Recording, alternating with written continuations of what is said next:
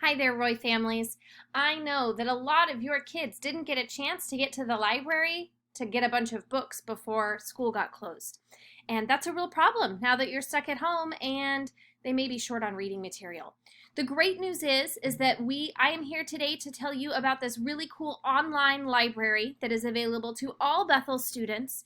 And I'm going to show you how to access it and then how to use it so that your children still have access to high quality reading material even if they can't come visit me in the library.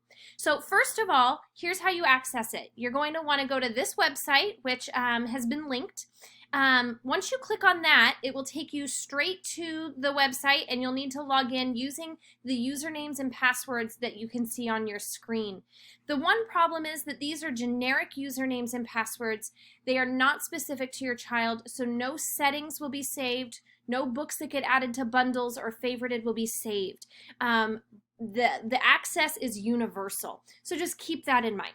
Okay, so I'm going to go ahead and click on this website, and it brings me to this screen, and then I'm going to log in. I'm going to pretend that I'm a Bethel third grader. So I type in Bethel 3, and then my password is read, all lowercase, R-E-A-D, and I click sign in.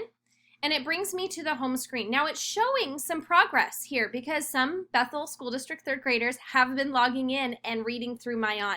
So obviously this is not my user history. This is not your user history. It is generic. So keep that in mind. The cool thing that is available, if you click on library, there are a couple of different ways to look for things. If you click on recommended, I logged in as a third grader, it's going to recommend titles that they think would be appropriate or interesting to a third grader. If I click on browse, then it opens up all 14,000 titles to me. So that's one way to go about it. And then you can see that they've organized them into some different categories. So let's say that I want to look at let's see, how about scary and gross? That's fun. Kids like that. So there are 790 books in the scary and gross category. If we look at monsters and mythical creatures, then it shows us all of the books that are available under that category. Okay, so your child could come through, they could browse and see what looks good. Maybe they think this book looks interesting. Attack of the Mutant Lunch Lady. Okay, so they can do three things here. Now if they click add, it'll put it in a bundle. Those bundles can be deleted. They can be changed by anybody who logs in with this username and password. So don't count on that. If they like a title, they should write it down and keep track of it. Okay, if they click on the info button, it pulls up all sorts of information about the book, including what level it is, how long it would take to listen to it, how many pages there are, recommended grade levels. If you click on the details button, it will show you if there's an AR quiz to go with this. And starting after spring break, AR quizzes from home will be a possibility. So that might be a way for them to still be reading and taking AR tests. Okay, so now let's say I decided I want this book, I want to read it. So I click this green button, read. Okay, and then it's going to open it up. And there are a couple of cool features within here.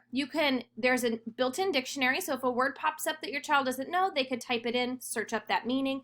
There are a couple of different tools that they can use to mark up the text as they're reading, and a couple of other setting choices that you can play with. Here's the really cool thing. I can either just click through and look and read myself, or by clicking the play button down here, it will read it to me. Okay, so that's an option. And as it's reading to you, it highlights the word that's being read aloud. So I'll show you an example. Cast of characters. Clary. Lunch lady. Buzz. The principal. Cafeteria creature. Okay, now it waits for me to choose that I'm ready for the next page. So I click One the next day page, at and P. Franklin Elementary School. Okay, so that's how that works. If I decide I didn't really like this book, I can always just leave this book. If I want to go back to the home screen, it'll just take me right back.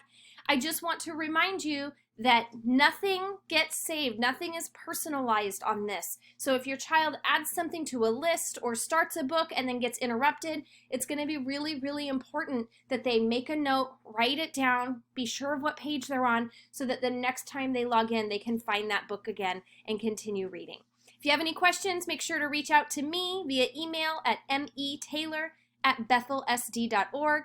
Otherwise, happy reading. Thanks for joining me.